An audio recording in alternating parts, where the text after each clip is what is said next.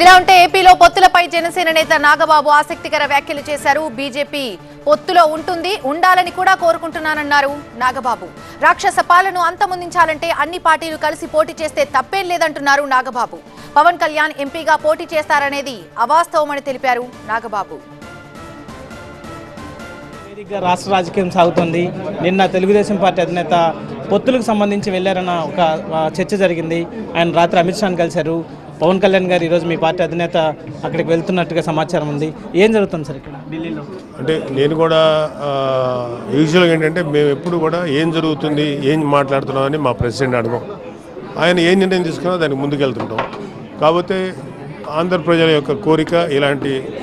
సంతానలేమి సమస్యతో బాధపడుతున్నారా? చింతించకండి. సుమారు 90,000 జంటలకు ఆనందం నింపింది ఓఎస్ఎస్ ఫర్టిలిటీ. ఈ రోజే 7825893600 కి కాల్ చేయండి. సంతానోత్పత్తి చికిత్సపై భారీ డిస్కౌంట్లు పొందండి. గుడ్ న్యూస్ చెప్పండి. దుర్మార్గమైన ప్రభుత్వం దించాలన్న ప్రతి పౌరుడి కోరిక, ప్రతి మహిళ కోరిక. కాబట్టి మేము ఐ థింక్ బీజేపీ కూడా ఈ పొత్తులో భాగం పంచుకుంటుంది, ముందుకు వెళ్తుందని చెప్పి నేను కూడా కోరుకున్నాను.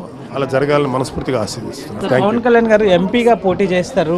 ఆయన ఢిల్లీలో కేంద్ర మంత్రిగా ఆయన వెళ్తారు. ఎందుకంటే రాష్ట్రంలో పవర్ షేరింగ్కి సంబంధించి ఇప్పటికీ ఒక స్పష్టమైన అవగాహన ఉంది.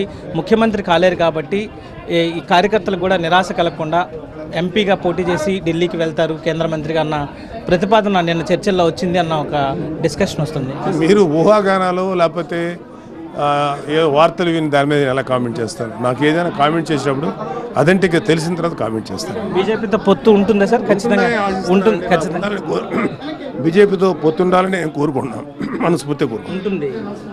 ఉంటుందేమో, ఉండాలని కోరుకుంటాం. ఎక్కడి నుంచి పోటీ చేస్తారు సార్? నాగబాబు అనకాపల్లి నుంచి పోటీ చేస్తారన్నట్టుగా ఒక ప్రచారం. పవన్ కళ్యాణ్ గారు భీమవరం నుంచి ప్రచారం.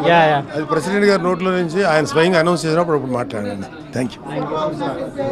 ఇది ఒక్కసారి నాగబాబు ఢిల్లీలో జరుగుతున్న పరిణామాల మీద నాగబాబు చాలా స్పష్టమైన సందేశాన్ని ఆయన చెప్తున్న పరిస్థితి కనిపిస్తుంది. ఒక బలమైన రాక్షసు లాంటి పరిపాలన దించడానికి అందరం కలిసి ముందుకు సాగితే తప్పేమీ లేదన్న భావాన్ని నాగబాబు వ్యక్తం చేస్తున్న పరిస్థితి కనిపిస్తుంది. రసూల్తో ఈశ్వర్, TV9 వైజాగ్ నుంచి.